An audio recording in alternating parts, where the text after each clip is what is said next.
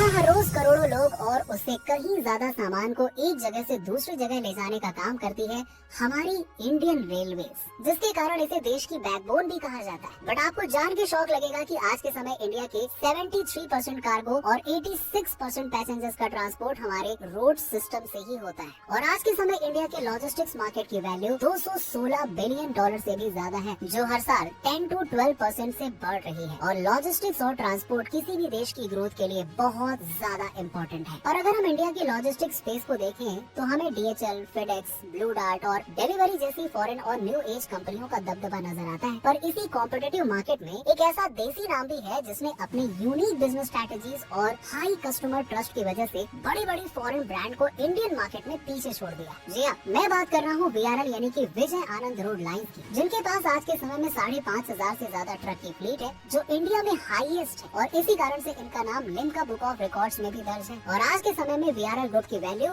6,000 करोड़ से भी ज्यादा है। साथ ही वो हर साल 2,800 करोड़ से ज्यादा का रेवेन्यू भी जनरेट कर रहे हैं। पर सवाल ये है कि वो क्या स्ट्रैटेजीज थी जिन्हें यूज करके VRL ग्रुप ने बहुत ही कम कैपिटल के साथ इस मुश्किल माने जाने वाले इंडस्ट्री में अपना नाम बनाया।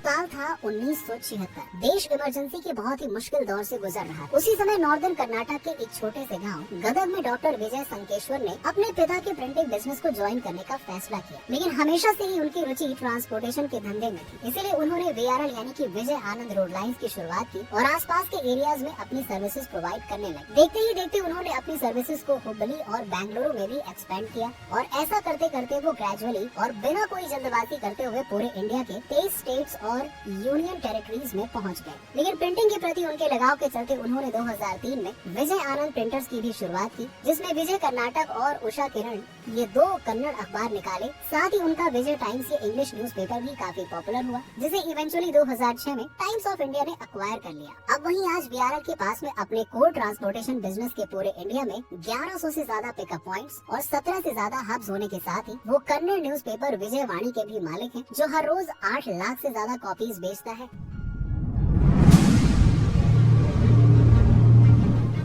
फर्स्ट रीजन है support of government policies. India में शुरुआत से ही ट्रांसपोर्ट और फ्रेट इंडस्ट्री में बहुत ही ज्यादा राजनीति हो रही है, क्योंकि इसके रिगार्डिंग कोई नेशनल फ्रेमवर्क पहले से एग्जिस्ट नहीं करता था। इसके चलते हर स्टेट अपने खुद के रूल्स बनाते थे, और क्योंकि कोई भी नेशनल लेवल की ट्रांसपोर्ट कंपनी को इस बिजनेस में हर स्टेट के रूल्स और रेगुलेशंस को पालन करने में बहुत दिक्कत आती थी, जिसके कारण कोई फॉरेन कंपनीज भी इस सेक्टर में एंटर नहीं करना चाहती थी। और वही दूसरी ओर VRL अपने ग्राउंड नेटवर्क और जमीन से जुड़े होने के कारण बिना कोई घूस दिए या पैसा खिलाए एफिशिएंटली अपनी डिलीवरीज कर पाते थे। और इसी ग्राउंड नेटवर्क का फायदा उनको तब मिला जब गवर्नमेंट ने लॉजिस्टिक सेक्टर में कई की चेंजेस किए, जैसे कि ई-वे बिल, ई-वॉइसिंग और fast tag and GST based toll collections. साथ ही हमारे प्राइम मिनिस्टर नरेंद्र मोदी जी का सपना है कि 2030 तक इंडिया को वर्ल्ड की 3rd लार्जेस्ट इकोनॉमी बनाना है, जिसके लिए डोमेस्टिक मैन्युफैक्चरिंग का एक क्रिटिकल रोल होने वाला है।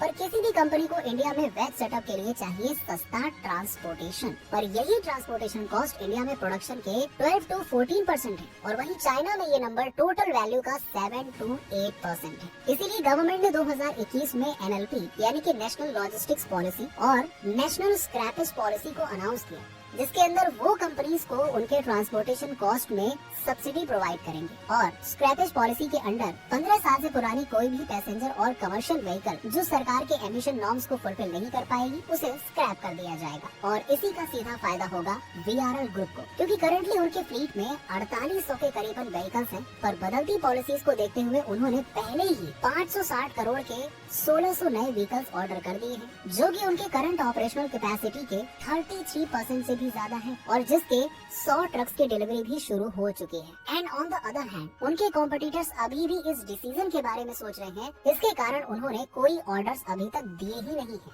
और दिए भी होंगे तो उनके डिलीवरी आने में काफी समय लगेगा, जो कि VRL को बाकी कंपनी से एक अनफेयर एडवांटेज दिलाता है। सेकंड रीजन है profitability and sustainable business. Delhivery, Blackbuck, Rivigo, ये है इंडिया के कुछ टॉप लॉजिस्टिक स्टार्टअप्स जो कि लाल ही लाल है। मतलब कि सभी के सभी हैवी लॉसेस में ऑपरेट कर रहे हैं, जिसका कारण है अनसस्टेनेबल बिजनेस मॉडल और नेगेटिव कैश फ्लो। होता क्या है कि मोस्टली ये कंपनीज ऑपरेट करती हैं B2C बिजनेस मॉडल पर, जिसमें ऑर्डर सामान को पिकअप पॉइंट से पिक करने से लेकर कस्टमर के डोर स्टेप तक डिलीवर करना शामिल होता है, जिसके कारण इसमें मल्टीपल पार्टीज इन्वॉल्व होती हैं और इसी के साथ ही इंटेंस कंपटीशन के कारण मोस्टली इन कंपनीज को लॉसेस में ही ऑपरेट करना पड़ता है। On the other hand VRL group focus करता है B2B सर्विस पर, जहां वो इंडस्ट्रीज और बड़े बिजनेस को बल्क और सस्ते दाम पर ट्रांसपोर्टेशन प्रोवाइड करते हैं, जिसके कारण वो डील्स को अपने टर्म्स पर नेगोशिएट करके अच्छा खासा प्रॉफिट भी बना पाते हैं और इसी कारण वो शुरुआत से ही प्रॉफिटेबल रहे हैं। और पिछले साल जब मोस्ट कंपनीज लॉसेस रिपोर्ट करके रिसेशन के कारण एम्प्लॉयज को फायर कर रही थी, उसी दौरान VRL ग्रुप ने 2400 करोड़ से ज्यादा का रेवेन्यू जनरेट कर 160 करोड़ से ज्यादा का प्रॉफिट भी बुक किया, जो कि लॉजिस्टिक्स जैसे सेक्टर जहां ज्यादा कैपिटल इन्वॉल्व होता है उसके लिए बहुत इम्पोर्टेंट और जरूरी भी है। और अपने इसी परफॉर्मेंस के चलते वो 2016 में VRL को पब्लिक भी ले गए, जहां पहले ही दिन इनकी बम्पर ओपनिंग हो गई। और इसके बीच थर्ड रीजन है VRL groups unique operating model. Like other industry players VRL group भी हब एंड स्पोक मॉडल पे ऑपरेट करता है, जिसमें एक सेंट्रल हब जो कि जनरली किसी बड़े सिटी में लोकेटेड होता है, वहाँ से सारे गुड्स को लेकर स्पोक्स यानी कि डिफरेंट लोकेशंस तक पहुँचाया जाता है। पर इसी मॉडल को एक स्टेप ऊपर ले जाते हुए VRL यूज करते हैं LTL टेक्निक। LTL यानी होता है less than truck load model. अब देखिए, इसे समझने के लिए चलिए एक एग्जांपल लेते हैं। मान लो आप एक कस्टमर हो जो कि अपना सामान मुंबई से चेन्नई पहुंचाना चाहते हो, बट आपकी एक कंडीशन है कि आपका आधा सामान आपको बेंगलुरु में उतारना है और बचा हुआ आधा सामान 2 दिन के अंदर चेन्नई पहुंचाना है। अगर ये रिक्वेस्ट लेके आप किसी नॉर्मल ट्रांसपोर्टर के पास जाओगे तो वो अपने हाथ खड़े कर देगा, बट VRL के पास ये काम जरूर हो सकता है, क्योंकि उन्होंने अपने सालों के ऑर्डर एक्सपीरियंस को कलेक्ट करके एक मॉडल पर ट्रेन किया है, जिसके कारण कस्टमर्स के हर पर्सनल नीड के अकॉर्डिंग वो उन्हें कस्टमाइजेबल सॉल्यूशन प्रोवाइड कर पाते हैं और वो भी सारे सेफ्टी चेक्स को टिक करते हैं, जो मार्केट में आज के समय कोई नहीं कर रहा है। And last and most important है यूनिकनेस फ्रॉम द मार्केट। जब भी कोई कंपनी बड़ी होकर लोगों का ट्रस्ट जीतने लगती है, तब लोग चाहते हैं कि उससे रिलेटेड दूसरी सर्विसेज भी वो कंपनी प्रोवाइड करे। यही हुआ VRL के साथ भी। इनिशियली काफी समय वो सिर्फ ट्रांसपोर्टेशन और कार्गो को डिलीवर कर रहे थे, लेकिन जैसे जैसे लोगों का ट्रस्ट और डिमांड बढ़ती गई, वैसे उन्होंने दूसरी रिलेटेड सर्विसेज जैसे कि इंटरसिटी बस, कुरियर्स और एयर कार्गो ट्रांसपोर्ट भी प्रोवाइड करना चालू कर दिया। इसके अलावा भी लॉजिस्टिक सेक्टर, जो कि इंडिया की GDP में 14.5% से ज्यादा कंट्रीब्यूट करता है, ITLN की एक रिपोर्ट के अकॉर्डिंग उसका अभी भी 90% से ज्यादा पोर्शन अनऑर्गेनाइज्ड फॉर्म में है, जिसके कारण कंज्यूमर्स को माल के डिलीवरी और सिक्योरिटी के लिए बहुत सारे एक्सटर्नल फैक्टर्स जैसे कि एजेंट से कांटेक्ट में रहना या कई बार अपने लक पे डिपेंड रहना पड़ता है। पर VRL ही वो कंपनी थी जिन्होंने इन सारे प्रॉब्लम्स को टेक्नोलॉजी की मदद से सॉल्व किया। उन्होंने अपनी इन हाउस टेक टीम भी डेवलप की, साथ ही उन्होंने अपने सर्विसेज में consignment tracking, schedule alerts, productive analysis और व्हीकल्स में जियो टैगिंग जैसी चीजों को ऐड की।